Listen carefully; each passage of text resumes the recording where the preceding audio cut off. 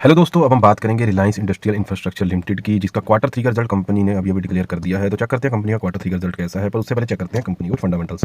अगर बात करें कंपनी के मार्केट कैप की, तो कंपनी का मार्केट कैप है 2202 करोड़, जो कि एक स्मॉल कैप कंपनी है। इसके बाद बात करें कंपनी की पीई रेशो की, वो है 111, जो कि देखने में बहुत ज़्यादा ओवर वैल्यू लगती है, पर फिर भी चेक करेंगे इसके पीयर्स के साथ कि कंपनी अपनी वैल्यूएशन पे कहाँ पे स्टैंड करती है। उसके बाद बात करें कंपनी की आरओसी की, जो कि है रिटर्न ऑन कैपिटल एम्प्लॉयड, जो कि है 2.73%, जो कि एक बहुत ही कम आरओसीई है। उसके बाद बात करें कंपनी की आरओआईसी की, रिटर्न ऑन इन्वेस्टेड कैपिटल, वो भी सिर्फ 6.15% है, जो कि काफ़ी ज़्यादा कम है।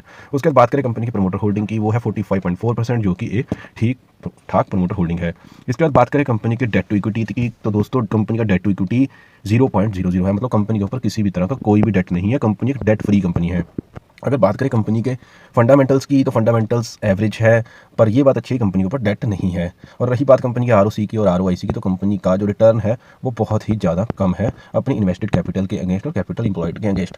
तो दोस्तों फंडामेंटल एवरेज फंडामेंटल है। उसके बाद चेक कर लेते हैं दोस्तों कंपनी की वैल्यूएशन की, क्या कंपनी अपनी वैल्यूएशन को जस्टिफाई करती है और वैल्यूएशन कहाँ पे स्टैंड करती है। अगर बात करें कंपनी की वैल्यूएशन की और कंपेरिजन करें उसकी टॉप पीयर कंपनीज के साथ, तो कंटेनर कॉर्पोरेशन लिमिटेड कंपनी की पीई रेशियो है 46.32, टीवीएस सप्लाई की है 236.23, एल कार्गो लॉजिस्टिक की है 28.83, ट्रांसपोर्ट कॉर्पोरेशन की है 18.90, और वहीं रिलायंस इंडस्ट्रियल इंफ्रास्ट्रक्चर लिमिटेड की है 110.78, जो कि साफ साफ देखने में लगता है अगर टॉप कंपनी के साथ कंपैरिजन करें कि कंपनी की वैल्यूएशन काफ़ी ज़्यादा ओवर ट्रेड हो रही है। उसके बाद बात करें दोस्तों कंपनी की बुक वैल्यू की, तो बुक वैल्यू दोस्तों लास्ट ईयर के मुकाबले इस साल थोड़ी सी बड़ी है, जो कि 288.03 से 291.01 है, तो ये एक अच्छी बात है। पर ओवरऑल वैल्यूएशन की बात करें तो वैल्यूएशन कंपनी की इस समय ओवर ट्रेड हो रही है। उसके बाद दोस्तों चलते हैं कंपनी के क्वार्टरली रिजल्ट पर, जिसके लिए मेनली हमने ये वीडियो बनाई है। तो चेक करते हैं कंपनी के क्वार्टर 3 के नंबर्स कंपनी ने कैसे डिक्लेयर करे हैं। तो सबसे पहले बात करें दोस्तों सेल्स की, तो सेल्स दोस्तों लास्ट क्वार्टर के मुकाबले इस क्वार्टर में बढ़ गई है, जो कि लास्ट क्वार्टर में 14.36 करोड़ की थी, जो कि बढ़कर 14.95 करोड़ की हो गई है। तो ये दोस्तों बहुत ही अच्छी बात है कि सेल्स के अंदर ग्रोथ आई है। तो दोस्तों देखते हैं क्या सेल्स के साथ साथ प्रॉफिट में भी ग्रोथ आई है। तो हाँ दोस्तों प्रॉफिट में भी ग्रोथ आई है, जो कि 3.18 करोड़ से बढ़कर 3.63 करोड़ की हो गई है। तो दोस्तों क्वार्टर ऑन क्वार्टर कंपनी का रिजल्ट बहुत ही अच्छा है, क्योंकि सेल्स के अंदर भी ग्रोथ आई है और प्रॉफिट के अंदर भी ग्रोथ आई है। तो दोस्तों क्वार्टर ऑन क्वार्टर रिजल्ट अच्छा है। उसका देख लेते हैं year on year quarterly company पिछले साल के मुकाबले कहाँ खड़ी दिखाई देती है, क्या कंपनी ने ग्रोथ दिखाई है या वहीं खड़ी दिखाई स्टेबल दिखाई देती है, या फिर कंपनी पीछे की तरफ जाती दिखाई देती है। अगर बात करें दोस्तों सेल्स की, तो दोस्तों सेल्स में तो यहाँ साफ साफ पीछे की तरफ जाती दिखाई देती है, क्योंकि लास्ट ईयर इसी क्वार्टर में कंपनी की जो सेल्स थी वो 17.28 करोड़ थी, जो कि गिरकर 14.95 करोड़ हो गई है।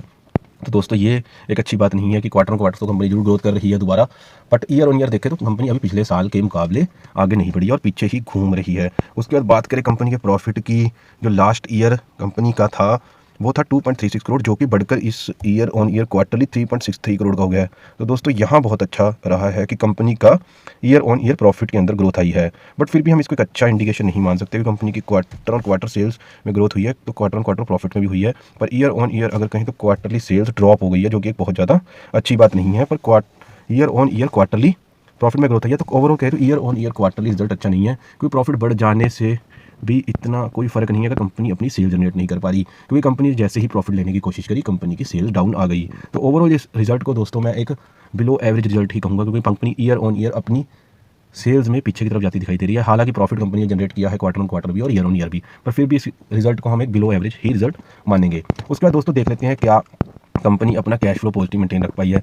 तो दोस्तों अगर बात करें कंपनी के कैश फ्लो ऑपरेटिंग एक्टिविटी, वो इस ईयर के अंदर कंपनी ने लगभग पिछले 2 सालों से पॉजिटिव दिखाया है। तो ये कंपनी की बहुत अच्छी बात है। कंपनी का वैसे तो कैश फ्लो ऑपरेटिंग एक्टिविटी लगभग हर ईयर में पॉजिटिव ही रहा है, सिर्फ मार्च 2021 के अंदर कंपनी ने एक बार अपना कैश फ्लो नेगेटिव दिखाया था। अगर बात करें कंपनी के कैश फ्लो की, तो कंपनी का कैश फ्लो हमेशा ही पॉजिटिव रहा है, तो ये कंपनी के लिए बहुत अच्छी बात है। उसके बाद बात करें कंपनी की प्रमोटर होल्डिंग की, तो दोस्तों यहाँ प्रमोटर होल्डिंग में भी किसी तरह का कोई ड्रॉप नहीं आया है। हालांकि कंपनी ने किसी भी तरह की प्रमोटर होल्डिंग बढ़ाई भी नहीं है, पर सबसे अच्छी बात यह है कि कंपनी ने अपनी प्रमोटर होल्डिंग गिराई भी नहीं है, जो कि एक स्टेबल प्रमोटर होल्डिंग की इंडिकेशन दिखाती है। तो ओवरऑल अगर बात करें तो कंपनी के फंडामेंटल्स एवरेज हैं, वैल्यूएशन थोड़ी ओवर है, क्वार्टरली रिजल्ट बिलो एवरेज है, और कैश फ्लो बात करें तो कैश फ्लो सही है। अगर प्रमोटर होल्डिंग की बात करें तो प्रमोटर होल्डिंग सही है। ओवरऑल अगर हम इस रिजल्ट के क्वार्टर 3 रिजल्ट जो नंबर्स पेश किया उसकी बात करें तो ओवरऑल ये रिजल्ट एक बिलो एवरेज रिजल्ट है। बाकी दोस्तों आपको मेरा एनालिसिस कैसा लगा तो आप हमें कमेंट सेक्शन में बता सकते हैं। अगर वीडियो आपको अच्छी लगी तो आप इस वीडियो को लाइक कर सकते हैं, और आगे भी आप हर कंपनी का ऐसे ही डिटेल एनालिसिस देखना चाहते हैं तो मेरे चैनल को सब्सक्राइब कर सकते हैं। Thank you very much.